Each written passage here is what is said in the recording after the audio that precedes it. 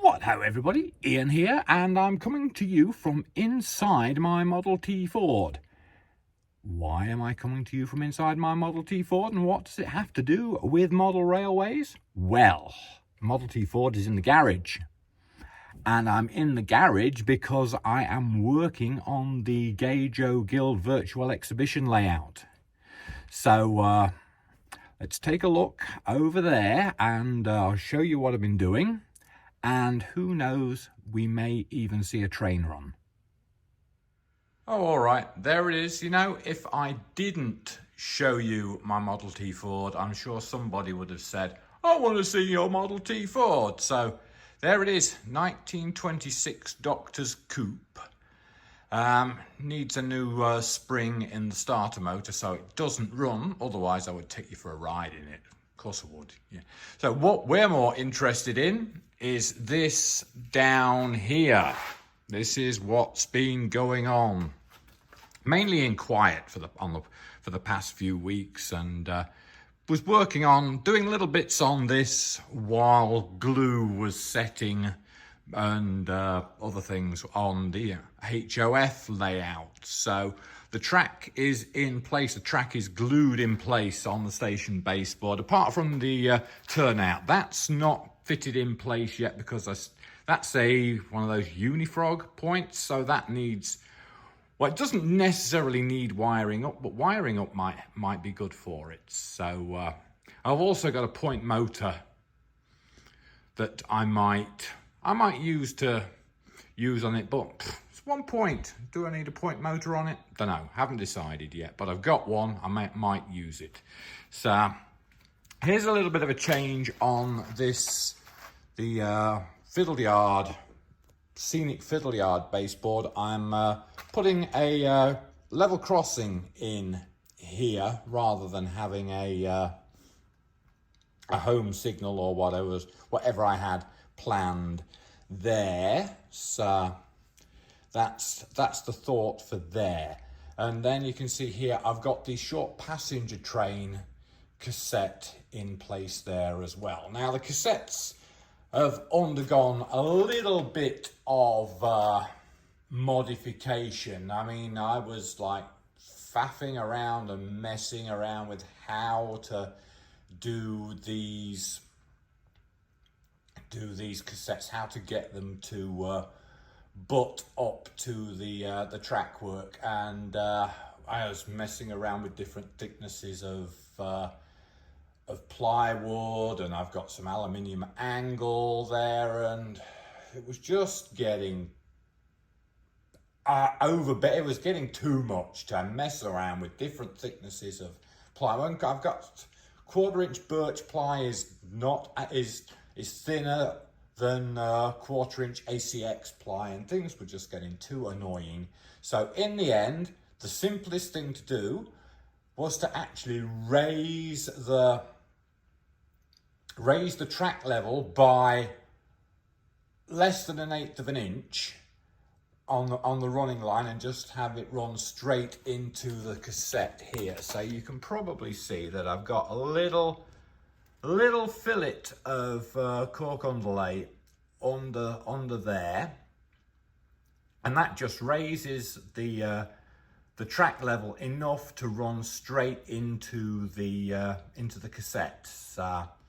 Often the simplest ideas are the best. So there we go. I mean, that's what I've got so far, and you know, I'm pretty happy with that. So let's see if the train runs.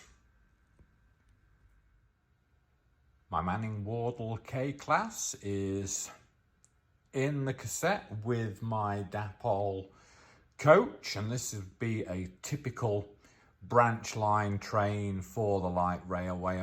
Don't forget, I've also got the British Rail XGWR rail car, which I'll be using for passengers as well. So simple cassette built out of 1/4-inch ply, just glued and pinned, and it's the right height for the track on the main baseboard. So we'll see if our train runs.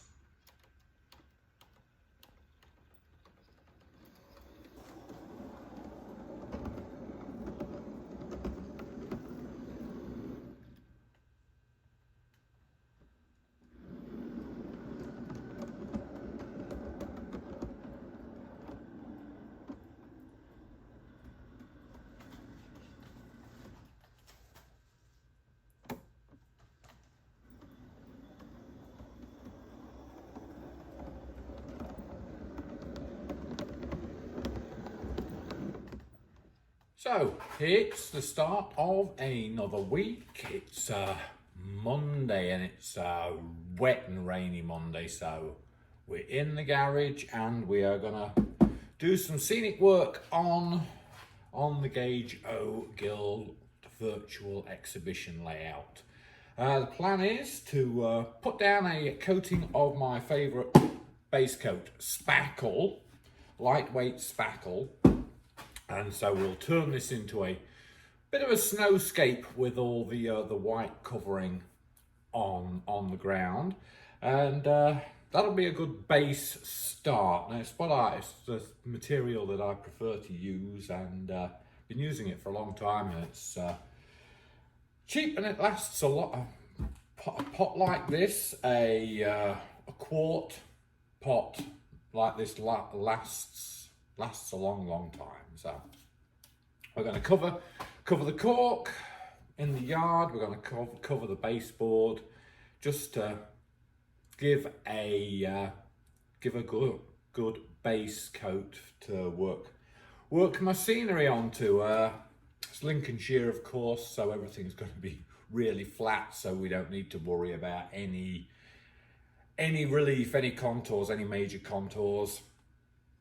I would like to get things a little bit, a slightly thicker coat of spackle in this goods yard area, because, well, I'd like to be able to put some muddy ruts into the surface of the yard there, like horse and carts or trucks have been, depending on when I set the layout, things like that, have been like turning around and maneuvering in the yard area, churning the surface up and making it all muddy and rutted. That's the idea there. So we'll get on, start covering with spackle, and that will probably be it for the day, because I don't know how quickly that's actually going to set. So we've had a lot of problems here lately with the heat, and the humidity means that things have been very slow drying. So anyway, we'll see what happens.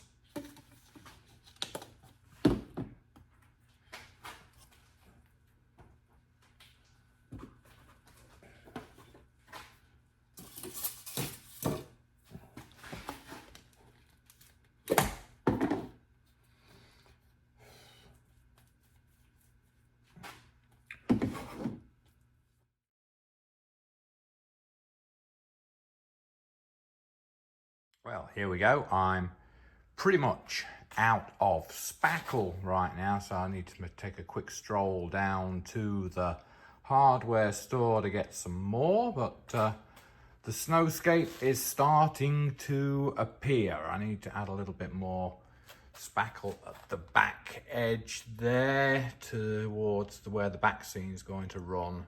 I don't need much, but really pleased with the representation of the rutted tire marks there in the yard. So I think that'll look fine. Here we are then. This is after a few days work this week. You can see we have the spackle down. We've coloured it with Woodland Scenic's earth undercoat, and starting to take shape. I think I'm quite happy there with the station building and the platform. I think that's going to look really good there. And we have the circular goods shed. I think that's going to be good as well. I think that's a perfect fit for the layouts.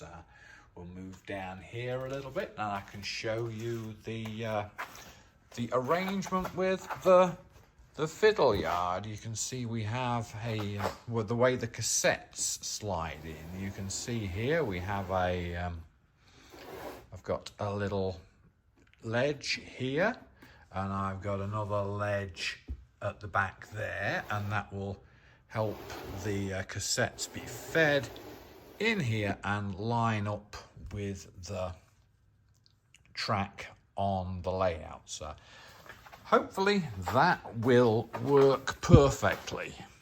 Now, if we go here, we can see this is where I've talked about having a level crossing. Now, there's a very famous picture of the sort of scene on the Ryan-Camber tramway, I think it is, where a locomotive appears from behind a big hedge and crosses a road, and that's what I'm hoping to recreate here. And if we look down here, I think we can see that the station building and the platform is starting to assert itself on the scene. So this is all looking rather good, and we do seem to have a lot of room here. This seems very spacious currently, which is nice considering this is only like, what are we, 3 feet long and 8 inches deep at the narrowest, and then 14 inches deep at the far ends. Quite small, but yet currently it's quite spacious. And we see at the back here, I just wanted to show you this at the back of the station platform. We have a couple of banks here that will be covered with scrub and bushes and just so. And the point of this bank here is to be able to locate the station platform easily. When I come to put it in place, it just like slides up against that bank and it's perfectly in place. That's it for this week, I think. So hopefully we'll get some more done next week. I want to put some grass down on this front edge here to start with, and then we will go from there. I need to work some more mud into the goods shed yard here, and then more grass and scrub around the station building. We're probably gonna have a footpath walking along here and up onto the platform. So that's the plan for the next week. So I hope you've enjoyed this week's work, and we'll see you again soon. Take care. Happy modeling.